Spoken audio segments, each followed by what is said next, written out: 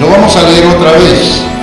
Y cuando estuviereis orando, perdonad si tenéis algo contra alguno, para que vuestro Padre que está en los cielos os perdone también a vosotros vuestras ofensas. Amén. Pueden sentarse, mis hermanos. Gloria al Señor. No sé si el tema general, códigos secretos, algunos de ustedes lo habrán entendido, pero estoy hablando sobre códigos secretos en la oración. Ya toqué el primer tema, fuerza en la oración, y este es el tema perdón en la oración. Ahora, conforme a la lectura, podría pensar alguien, ¿va a hablar de códigos secretos o va a hablar del perdón nada más? Sí, voy a hablar del perdón, pero dentro de este tema, porque déjeme explicarle, las 3 vías del perdón son: número 1, el perdón de Dios por los pecados personales. Segundo, el perdón al prójimo por la ofensa que consciente o inconscientemente hizo. Y número 3, el perdón del ofendido hacia quien le agravió para su propia sanidad. Ahora, usted leyó que cuando estemos orando tenemos que perdonar. No dice que Dios va a perdonar, sino el que está orando tiene que perdonar. Amén. Si tiene algo contra alguno, ese es un asunto de examen, porque algo puede haber en el corazón de una persona, un resentimiento, y entonces tiene que perdonar. O posiblemente una intimidación por lo que sucedió, por lo que aconteció, y también esa persona tiene que perdonar. El ser humano casi siempre tiene los mismos prejuicios en relación al perdón en cada una de estas 3 clases de perdón que he mencionado. En cuanto a pedir perdón a Dios, fíjese bien que fue el número 1, hay justificaciones personales, así como nosotros lo experimentamos antes, cuando no conocíamos al Señor. Tal vez dijimos, no sé si Dios existe, si me oye, o si Él me quiere perdonar. Hay gente que no cree en el perdón de Dios. Ellos consideran que no son dignos, y posiblemente vean imposible que Dios les pueda perdonar porque han sido malos, personas que han sido injustas y que no merecen el perdón de Dios. Pero hay otros también que se justifican y dicen, todos pecan. Además, hay otros que hacen cosas peores, y lo mío no es para tanto. Ahí vemos otra clase de pensamiento. Y otros clasifican los pecados por pequeños o grandes, por blancos o negros. Algunos simplemente dicen el perdón es un error humano. Y finalmente hay otros que piensan que no es necesario pedir perdón a Dios, porque según ellos seguirán haciendo lo mismo todo el tiempo. Dese cuenta cómo es el ser humano en esas luchas, en esos prejuicios que tiene en su interior. Muchos también piensan que no pueden y no quieren cambiar. De cualquier manera, el perdón lo miran como algo irrelevante. Pero pedir perdón a Dios quizá sea la parte más difícil para la mayoría de los seres humanos. Aunque usted no lo crea, hay mucha gente que lucha contra eso y no puede imaginar que un Dios en el infinito, si es que existe, les pueda perdonar todos sus pecados. El humano sabe que el perdón implica retractarse y tomar un camino distinto en la conducta y en el pensamiento. Porque precisamente de eso trata la palabra arrepentimiento. Antes de que venga el perdón, Dios quiere arrepentimiento.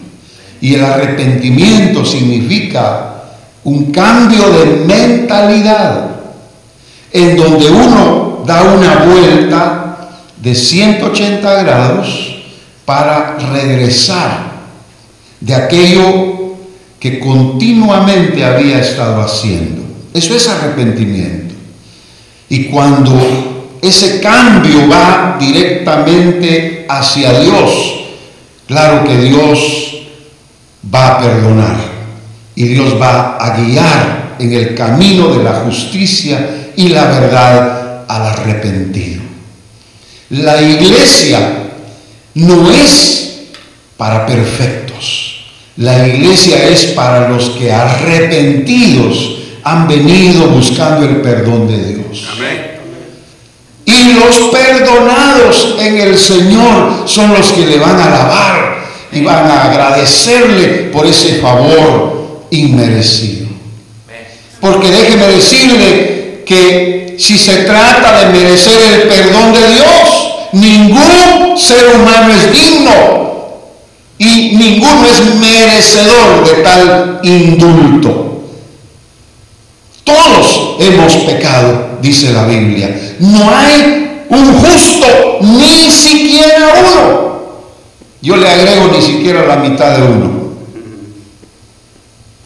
Así que si existen otras más de todas las justificaciones que he mencionado relativas al perdón de Dios, imagínense las que habrá en relación al ser humano. Porque hay quienes inclusive piensan que ellos no van a perdonar a nadie. He oído esa expresión: yo no puedo perdonar porque yo no soy Dios. No han entendido lo que es el perdón para la propia sanidad. Imagínense entonces, en cuanto al perdón humano, ni quien extiende el perdón es mejor, ni quien recibe el indulto es merecedor. ¿Se da cuenta? Ni quien pida perdón es mejor, ni aquel que es perdonado por la persona que le dijo perdóname tampoco es merecedor. Pero en búsqueda de una mejor relación es que eso es necesario. Venga de donde venga y de quien venga, el perdón es y será siempre una medicina efectiva para el mejor proceso de la sanidad del alma. Amén. Aleluya. Por eso el código secreto en este texto que Jesús habló es el perdón, sobre todo cuando inicia en la oración. O sea que cuando nosotros vayamos a orar, no solo le pidamos perdón a Dios, sino también perdonemos. Pastor, usted lo dice porque a usted tal vez no le ha pasado lo que a mí me ha pasado, pero Jesús lo dijo: perdonad. Y esto es para todos. Yo quizá no sea la persona más indicada de hablarles de esto, porque también tengo prejuicios, porque también soy imperfecto, porque también tengo circunstancias por las cuales tengo que ser procesado para alcanzar el perdón de Dios y asimismo la sanidad de mi alma.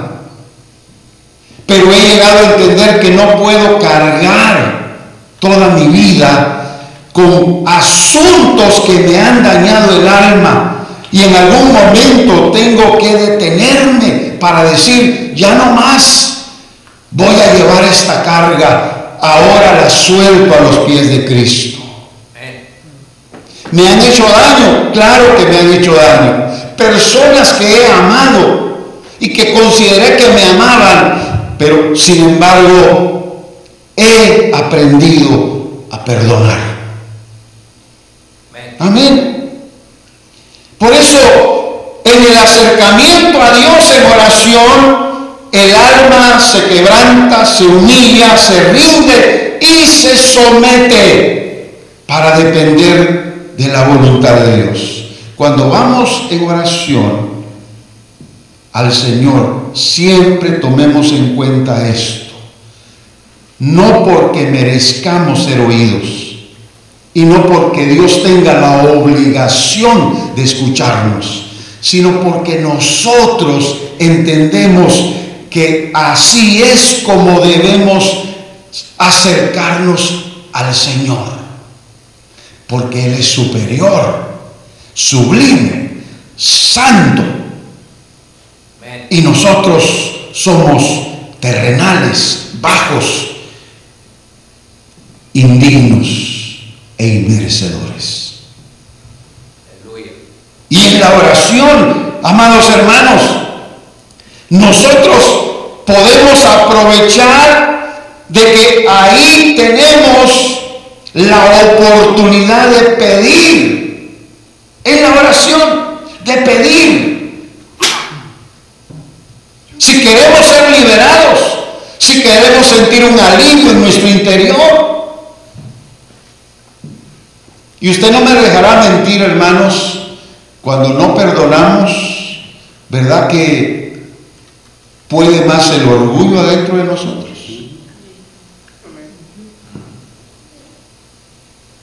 Porque a veces se considera que uno está señalando a otro con un mensaje así. Yo le estoy hablando con sinceridad y le abro mi corazón. Yo he pasado por ese proceso y estoy continuamente trabajando en ese proceso. Y uno puede hasta dormir con esa carga en el corazón, de tener un resentimiento, una lucha interior, una carga. Y el sueño no va a ser confortable. Aunque durmamos, vamos a sentir como que no dormimos. Vamos a sentir cansancio, pesadez, incomodidad. No vamos a estar contentos. ¿Por qué? Porque la Biblia nos enseña: no se ponga el sol sobre vuestro enojo. Es decir, que no nos debe durar tanto tiempo una molestia, sino que nos lleguemos al Señor en oración y podamos presentar así nuestras peticiones. ¿Dicen amén? Amén. Mire, este es el mensaje que yo tengo 12 códigos secretos en la oración que estoy compartiendo. Voy por el número 2 después de haber hecho la introducción. Así que yo no estoy dedicando mensajes a nadie. Yo estoy en un orden sistemático enseñando la palabra como pastor responsable de sus almas. Y ustedes saben que esto es lo más importante, porque si uno viene prejuiciosamente a predicar y a tirar el mensaje a alguien, está uno mal para comenzar, y Dios no va a respaldar eso. Siempre va a respaldar la palabra, pero no va a respaldar la intención que pueda tener el ministro. Pero yo estoy enseñando lo que la Biblia dice. Por lo tanto, aunque sea muy sencillo el pensamiento, pero óigalo, en oración el creyente se puede ver a sí mismo retrospectivamente. Cuando usted ore, examínese, véase hacia sí mismo, hacia adentro, cómo está su corazón, qué es lo que hay que pueda impedirle acercarse a Dios y buscar en Dios el perdón. ¿Acaso no es eso lo que nos va a ayudar espiritualmente? ¿Dicen amén o no? Es que eso es para todos. Ya ve que eso está en la Biblia y no es un asunto psicológico. Pero sin embargo, la psicología lo usa. ¿Por qué? Porque se han dado cuenta en el manejo del perdón la sanidad que puede existir en el alma que está cargada y que está apesadumbrada. Pero como lo dijo el Señor, y por eso yo vuelvo al texto, al texto porque Jesús fue más allá. Vuestro Padre que está en los cielos también los va a perdonar si ustedes perdonan. ¿Ofendemos a Dios? ¿Sí o no? Sí. No se oyó mucho, pero yo lo digo con fuerza. Sí, ofendemos a Dios. Pero si pregunto, ¿ofendemos a los hermanos? También. Entonces, cuando perdonamos la ofensa que hicimos o que nos hicieron, en las dos vías, también el Señor nos va a perdonar. Está condicionado en alguna forma. No solo por pedir perdón a Dios ya vamos a ser perdonados. Acuérdese cómo era la oración de los fariseos. Era una oración indiferente, insensible, nada más por costumbre. Pero Jesús no quiere eso para sus discípulos. Bendito el nombre del Señor. Jesús sabía que en oración el alma del necesitado quiere saldar sus deudas pendientes y enmendar todos sus errores ante Dios. En oración. No es un señalamiento con las manos, ¿verdad? Y ya estamos perdonados. No es ir y como hacen algunos en religiones de idolatría, prender una vela. Nada de eso funciona. Ir a los santos, si ellos también fueron pecadores. Santos porque así los beatificaron, pero según la Biblia los santos son los que viven, no los que mueren. ¿Por qué? Porque guardan su vida en santidad. Entonces, si nosotros queremos esa aplicación de la Biblia a nuestro beneficio, tenemos que entender. Por eso Jesús mencionó que perdonar es otorgar o ceder el derecho de libertad a otros. Es bueno llegar a alguien y decirle, hermano, no se preocupe, yo no tengo nada contra usted, lo que pasó, pasó. Cuentas cabales. Yo estuve predicando una vez en la ciudad de Reno, Nevada, hace unos años atrás, décadas, quizá más de 20 años atrás. Y no se me olvida cuando después de un servicio por la noche, una hermana se acercó y me dijo, hablándome directamente y mencionando mi nombre, y le digo, ¿usted me conoce? Me dijo, sí, yo estuve también en California, donde usted estuvo ministrando la palabra de Dios. Pero vengo a confesarle algo. Me dijo, usted me caía mal. Ya con eso le hubiera dicho, váyase de aquí, no me hable. No, pero así me dijo, y yo vengo a pedirle perdón, me dijo, porque usted no nos había hecho nada. Mi esposo y yo hablamos y usted nos caía mal porque había venido y tan luego ya estaba usted predicando en la iglesia. Y yo le dije, hermana, no se preocupe, la abracé. Acostumbro a abrazar a las hermanas también, la abracé con respeto, ¿verdad? Y la abracé y le dije, no se preocupe, era bajita de estatura, y puse mi mi rostro sobre su cabeza y le dije: no se preocupe, hermana, yo la perdono, no hay ningún rencor, sea libre, el Señor es bueno con nosotros. Amén. Amén. Yo creo que ella se sintió bien y a mí eso no me afectó, porque ese problema no lo cargaba yo, gracias a Dios. Pero pobre ella, ¿verdad? Cargaba ese problema y llegó a esa iglesia. Creo que ni asistía a esa iglesia, pero supo que iba a estar ahí y llegó para pedirme perdón. ¿Se da cuenta? Por lo que dije, ella quedó libre. Yo le cedí el derecho de libertad porque ella cargaba eso en su corazón, y lo mismo podría hacer otra persona conmigo si yo voy y le digo: perdóname. Porque en humildad, hermanos amados, eso es posible.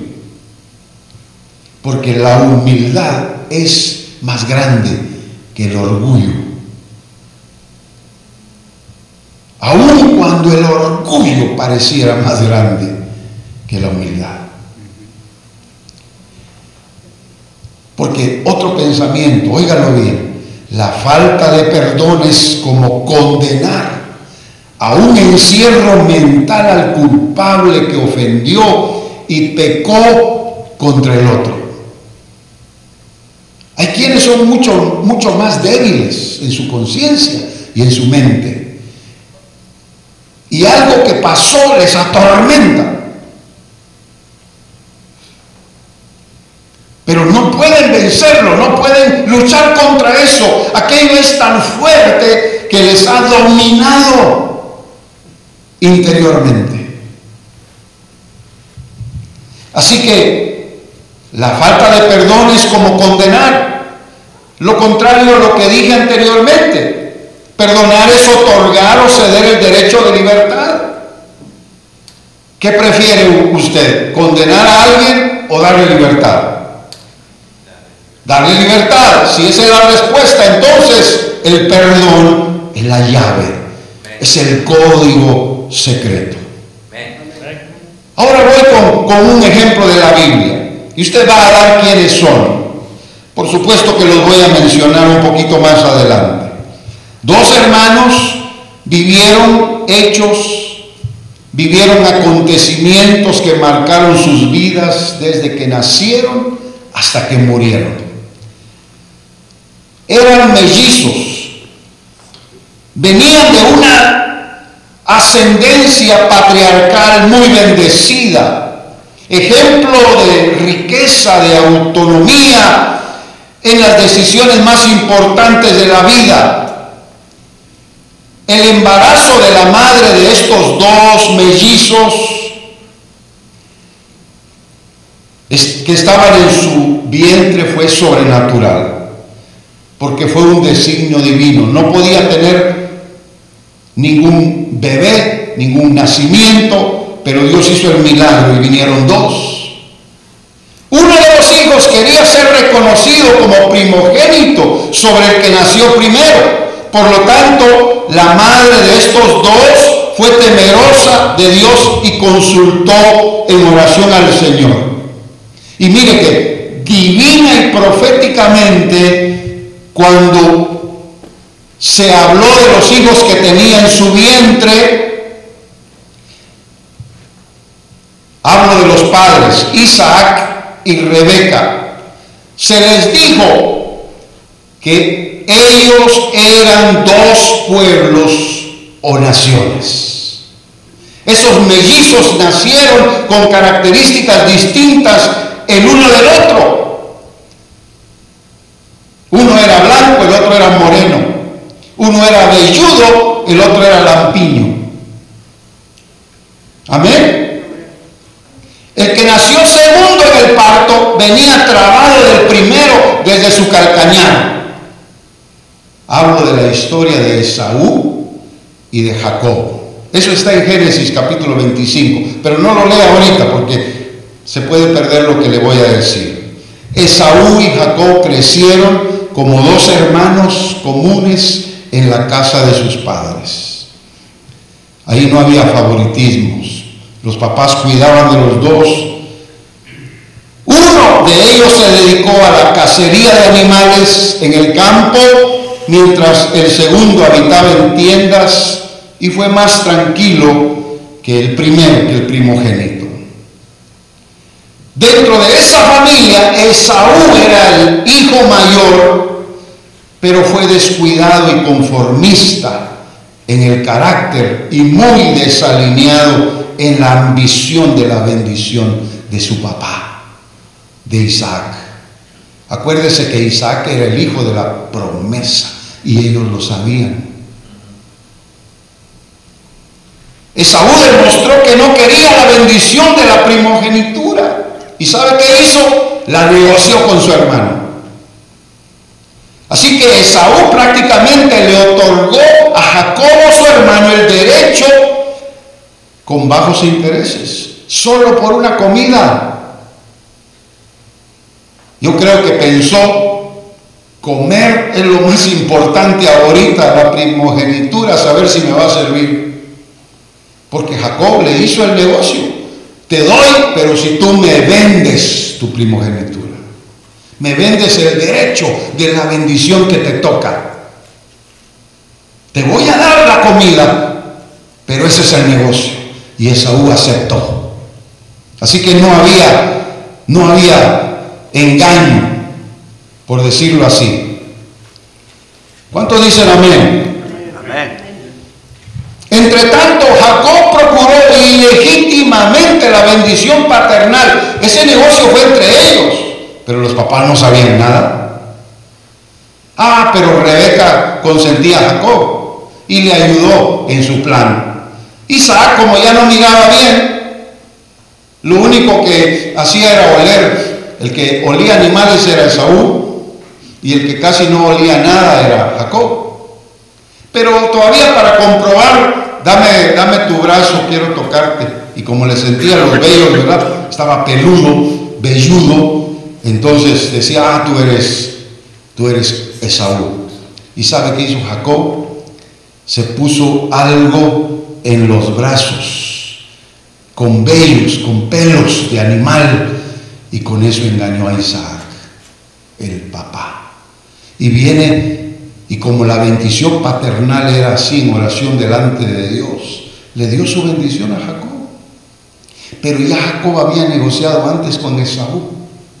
Y cuando Esaú se dio cuenta, hermanos, imagínense qué pasó. Dio el grito al cielo, como decimos. Amén. Dios ya había dicho antes, el mayor servirá al menor. Y en las circunstancias en que sucedieron los hechos, fíjese que se cumplió la profecía. Y no que Dios juegue sucio, como decimos. No. Pero Dios lo sabe todo con anticipación. Amén. Pero leamos lo que dice la Biblia en Hebreos 12, 16, 17. Que ninguno sea fornicario o profano como Esaú. O sea, las características de Esaú eran negativas en cuanto a su espiritualidad. Él por una vianda vendió su primogenitura, porque ya sabéis que aún después, deseando heredar la bendición, fue reprobado, que no halló lugar de arrepentimiento, aunque la procuró con lágrimas. Yo lo que puedo decir es que la vida de Esaú fue tan compleja y resentida contra Jacob desde ese momento, tanto así que dispuso decididamente matar a su propio hermano Jacob. Usted lo va a leer en Génesis 27, todo el capítulo, pero no ahorita, por favor. Amén. Mire, finalmente, vean acá, Esaú no le dio lugar al arrepentimiento. Tenía que aceptar el hecho de que él fue el que cometió el error, de que él fue el que no consideró valuable la bendición de la primogenitura. Pero él no le dio lugar al arrepentimiento, pero sí al resentimiento y a la amargura de su corazón. ¿Por qué? Porque la raíz de amargura es producto de la falta de perdón. Eso no lo puede negar nadie, lo dice la Biblia. Cuando no se perdona, hay amargura en el corazón. Amén. Y vamos a escupir siempre amargura. Y vamos a hablar siempre amargura. Eso es lo que hacía Esaú. Son ejemplos, hermanos, de dos vidas suscritas o derivadas a la ausencia o al otorgar el perdón. Así como Esaú vivió todo el tiempo resentido contra su hermano Jacob vivió todo el tiempo atemorizado por su hermano, que si se encontraban iba a haber un duelo, y Jacob temía por su vida y por la vida de su familia, porque él creía que la venganza de Esaú iba a ser muy cruel.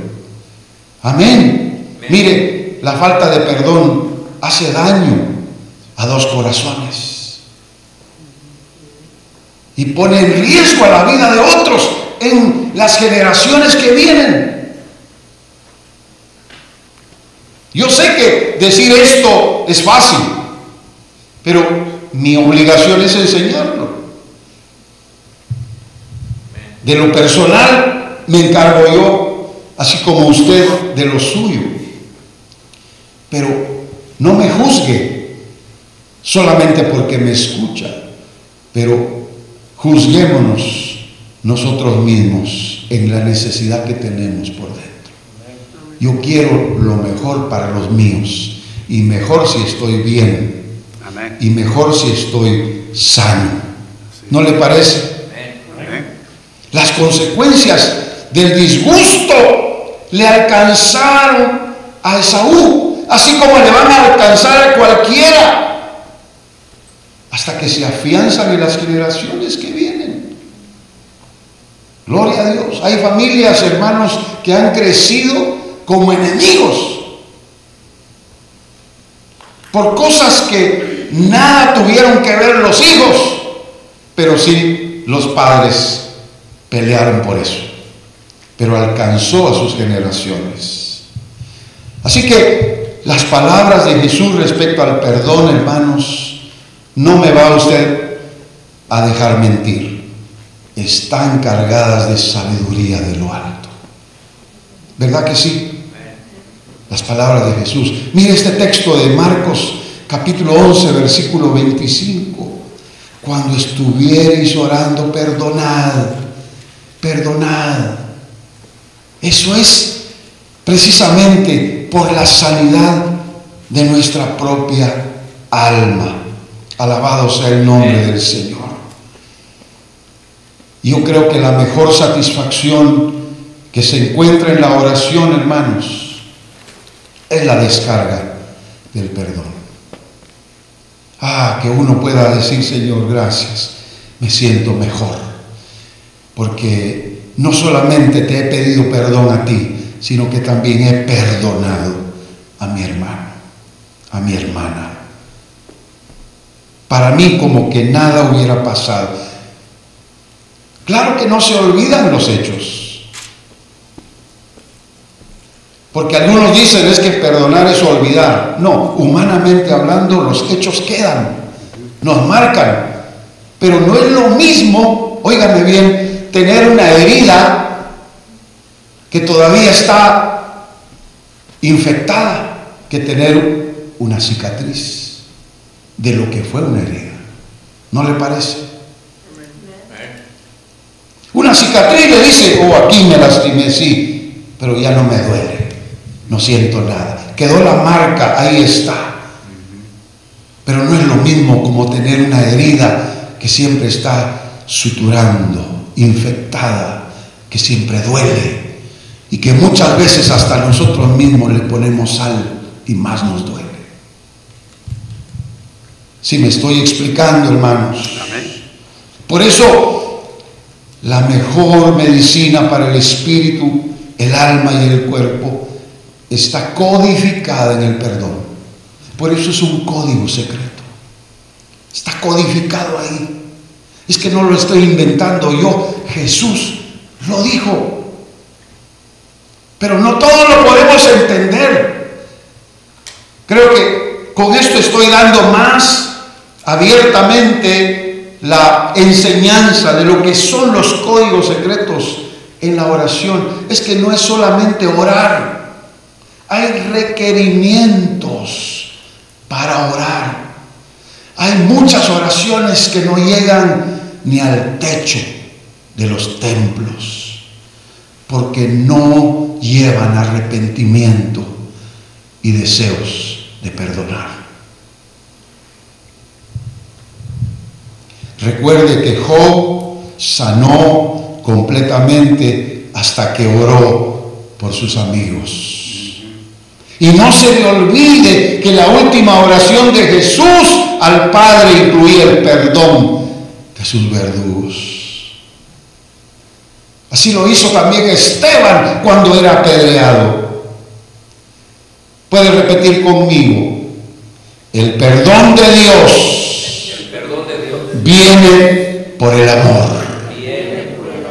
Otra vez, el perdón de Dios viene por el amor, porque Él nos ama, nos ha perdonado, y Él quiere que nosotros amemos así a nuestro prójimo.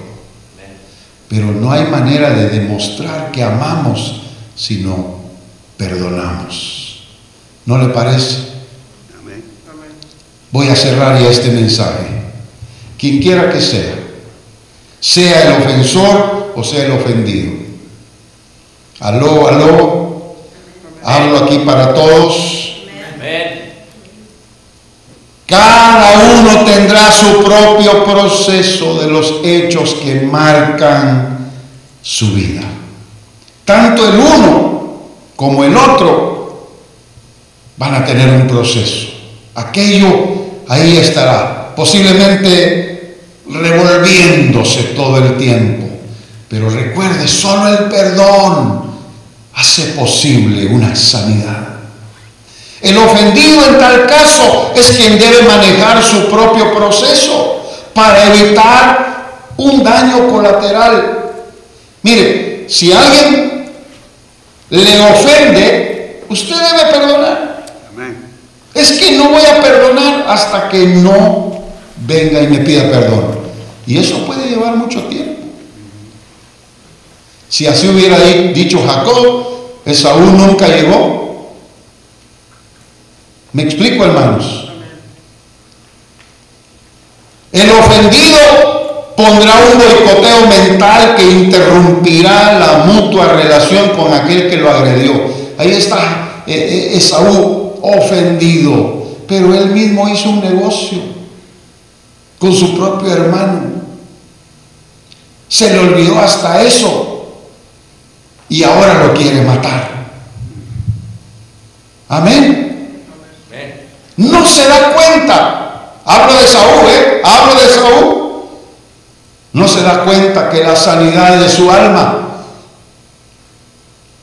y el sepultar el resentimiento está en el perdón.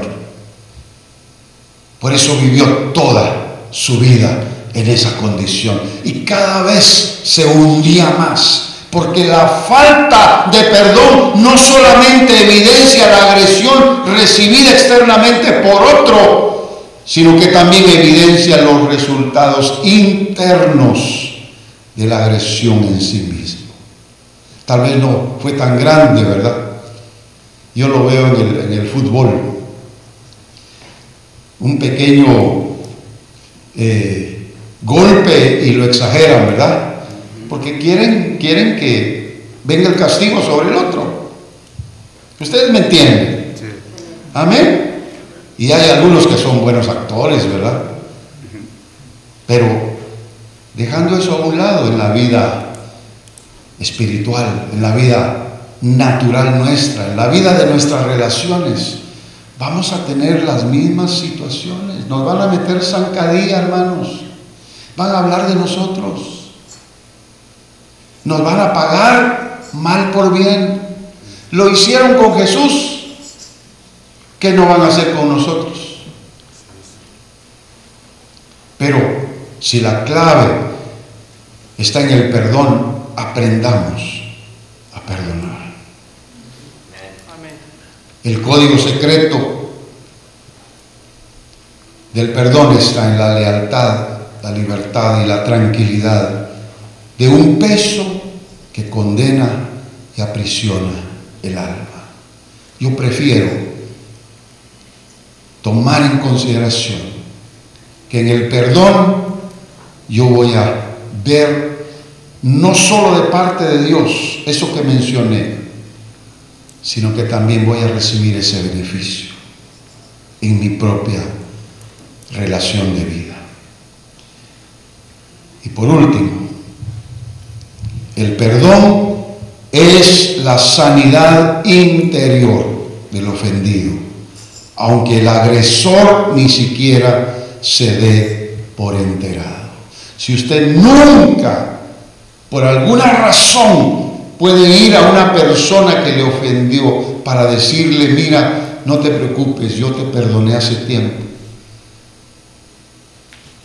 esa persona tal vez ni se va a dar por enterado que usted fue libre, porque usted perdonó y lo hizo delante de Dios en oración. ¿Me explico, hermanos? Ahí es donde va a estar la sanidad para su alma. Claro, si existe la oportunidad, con mayor razón hay que buscar a esa persona. Me ofendiste, pero yo te perdono. Amén. Vamos a estar de pie para hacer la oración final. Todos de pie y levantando nuestras manos al Señor, vamos a decirle en oración que queremos perdonar. No tiene que repetir mi oración, pero haga la suya propia. Haga de su oración una oración de perdón. Padre bendito, tomamos la palabra de Jesús, el mensaje, el pensamiento que Él nos enseña para decir: Señor, tomamos esa palabra